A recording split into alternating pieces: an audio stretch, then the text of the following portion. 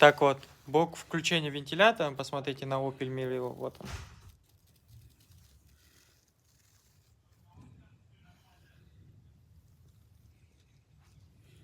И вот этот вот провод идет